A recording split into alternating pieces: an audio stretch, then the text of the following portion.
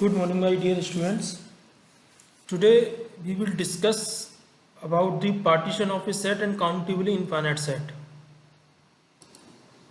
So first we define partition of set.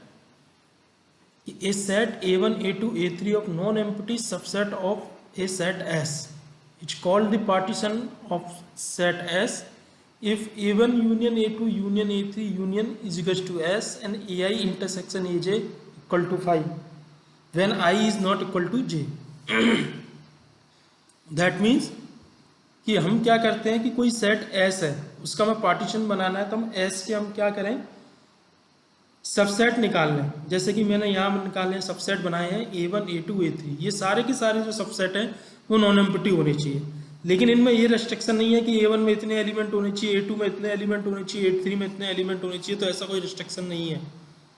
और वो सारे सेट इस तरीके से होने चाहिए, वो जो सारे सबसेट बने हैं वो S के पार्टीशन कहलाएंगे। कब? यदि उन सारे सबसेट्स का हम यूनियन करें तो सेट S जनरेट हो जाए, और कोई भी दो सबसेट्स लें, जैसे A1 A2 A2 A3 लें, A1 A3 लें, ऐसे सेट्स का हम इंटरसेक्शन करें तो फाई आए, यानी कि म्यूचुअली डिसजॉइंट होने चाहिए वो subsets. I not equal to 0 तो म्यूचुअली डिसजॉइंट होने चाहिए। अगर सारे सबसेट्स ऐसे हैं म्यूचुअली डिसजॉइंट है और सारे सबसेट यूनियन करने पर अगर S को जनरेट कर देते हैं तो हम ऐसे सबसेट्स को हम क्या कहते हैं, सबसेट्स के सेट को पार्टीशन ऑफ S कहते हैं। Clear? The subsets A1, A2, A3 are called members और ब्लॉक ऑफ द पार्टीशंस। जो A1, A2, A3 है इनको हम क्या कहते हैं, मेंबर्स बोल सकते हैं या ब्लॉक ऑफ द पार्टीशन बोल सकते हैं। और फिर यहाँ there is no restriction containing to the member of element in every partition.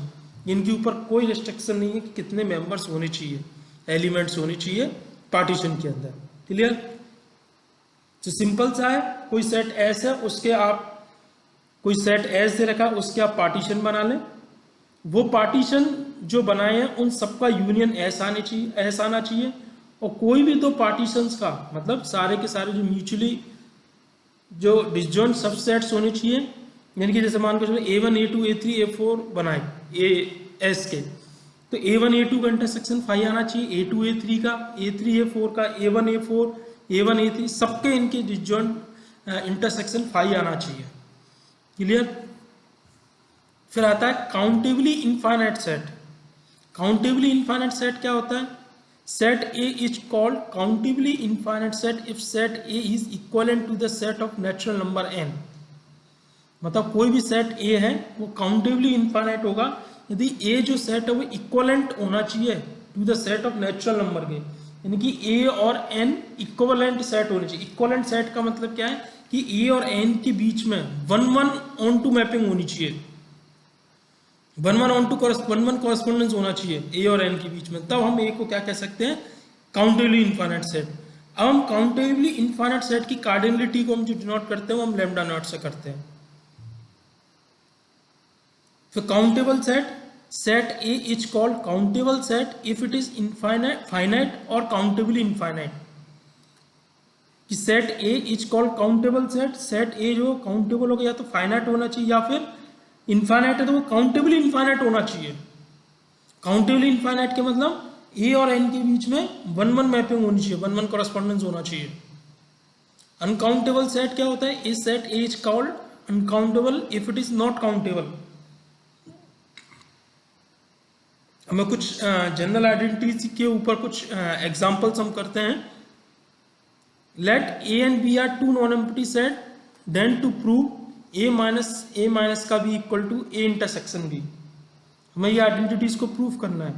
So let मैंने सपोज कर लिया कि X is belongs to A minus B का मेंबर। अब इसको इसकी इक्वलेंट दिखाना है तो हमें पहले इसको इसका सबसेट दिखाना है, फिर इसको इसका सबसेट दिखाना होगा। So X by the definition of difference set, X is belongs to A, X does not belongs to A minus B। यही होता है। A minus B में क्या मतलब क्या होता है कि A minus B का मतलब वो होता है कि A में से B के सारे मेंबर्स को हटा दें। तो जब X belongs to A minus B का है तो हमने क्या किया, X कहाँ होगा, A में होगा, लेकिन X A minus B में नहीं होगा, तभी तो X बचा। अगर A minus B में होता तो A में से B खत्म हो जाता। X is belongs to A। अब X does not belongs to A minus का भी, इसका मतलब अगर x किस में है, b में नहीं, x किस में होगा, a माइनस बी में नहीं है, तो क्या होगा, x b में होगा, x is belongs to b। अगर a में भी होता तो क्या हो जाता है, यहाँ कैंसिल आउट हो जाता है। तो x किस में बिलोंग करता है, b में। इसका meaning x does not belongs to a minus का b, मतलब x अगर a माइनस b में नहीं है तो इसका मतलब किस में, x b में है। So x belongs to A and x is belongs to B. That means x is belongs to A intersection B. So हम लेके चले थे x is belongs to A minus B. Proof किया हमने x belongs to A intersection B. So that means A minus का B is a subset of A intersection B. Clear?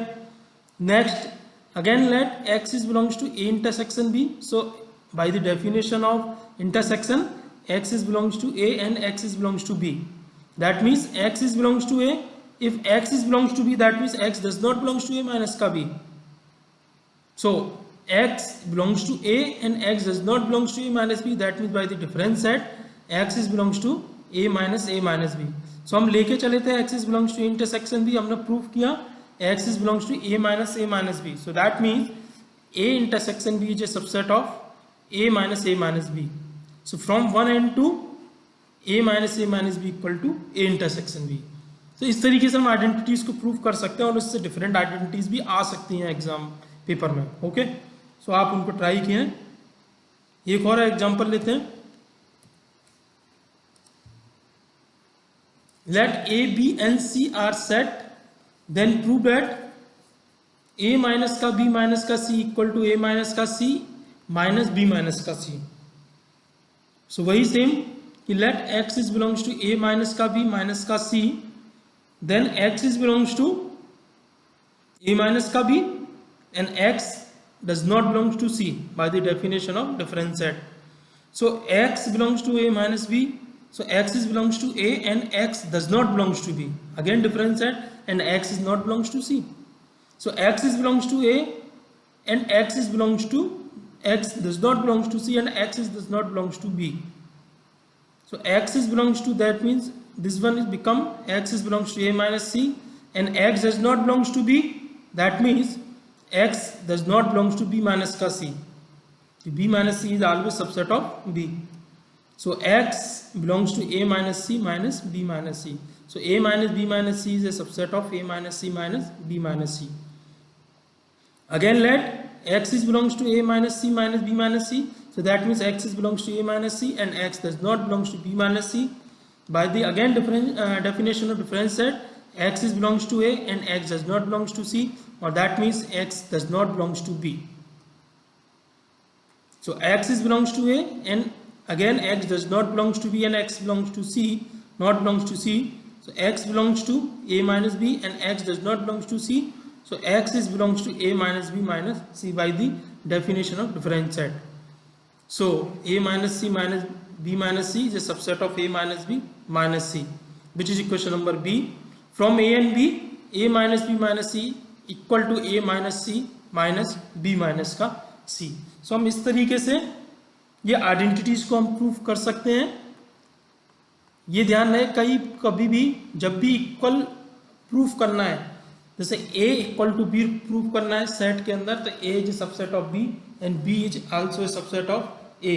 इस तरीके से हमें प्रूफ करना होगा। Okay, so thank you very much.